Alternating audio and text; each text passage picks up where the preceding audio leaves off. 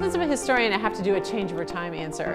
What I used to love is when I could say something that made a student's world change. I could kind of see the light bulb turn on.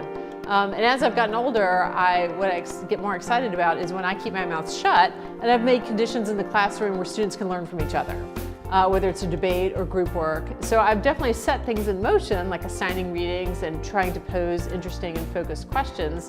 But when they can sort of connect with each other, and I'm kind of staying out of it, that's what I really like, because it makes me think, I help make this happen, but it's really about them taking the initiative and talking to one another. And then that means even when I'm not there, they can still be learning. And I think that's, kind of a better outcome, is ultimately students are going to leave college and learn on their own. And so hopefully if I can help them get to that place where they're lifelong learners, then I've accomplished something. I currently have a student who's doing a great job on a collaborative undergraduate faculty grant. So he's taking advantage of a program that's kind of unique to UW Oshkosh. Not every college has this. When he was a sophomore, he took a required class in history, did an assignment that ended with a proposal to do a grant. So all the students did this proposal, but not all of them submitted it. He had the foresight and the willingness to kind of work through this, keep revising his proposal. He submitted it, he won this grant. So for the past year, he's been paid to work on a subject he's interested in, to do research and write.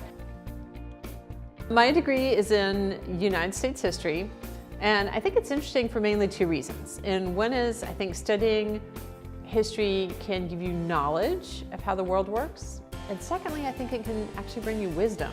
Now, those are very ambitious and perhaps not so humble claims. So the knowledge part, I think any issue you can think of today in American society, politics, or culture has roots in the past. And you can understand it better if you know the roots of it, be it the current concerns about racial profiling in the criminal justice system that clearly has roots in slavery and the Jim Crow system, in slave patrollers and lynchings, and mobs. That translates directly into procedures and institutional racism that continues on today. Second Amendment rights, what's going on with the Supreme Court, originalism, women's pay gap. I mean, all of that makes a lot more sense if you know the history of it. So I think that first piece is knowledge, like you have knowledge of how the world works. The second piece is a little more elusive, which I think studying history can bring you to moments of wisdom when you see what people in the past have done and you can kind of learn big lessons from it. My research for the past 10 years has centered on the anti-lynching struggle, which is people or groups of people who fought against mob violence, particularly in the South. This was a horrible phenomenon roughly from around 1880 to the 1950s, where mobs of people, mainly white, would attack African Americans who did not follow the rules of segregation and kill them with no repercussions and no backlash from the criminal justice system. And so it's this kind of horrible chapter of American history that I think America is still grappling with. And it's very upsetting, but I study the heroes. I study the good guys who are trying to stop it. And I think it helps us understand what's going on in America today, in the landscape today, with the criminal justice system. But I also think it imparts these life lessons.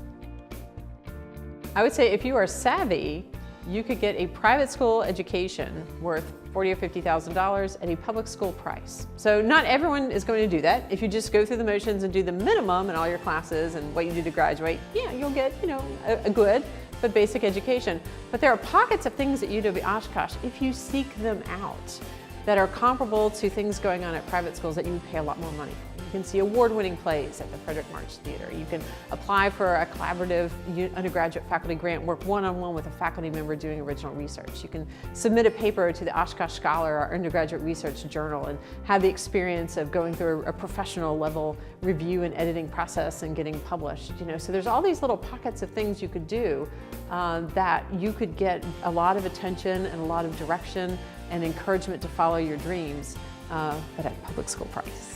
That's why you should come to UW Oshkosh.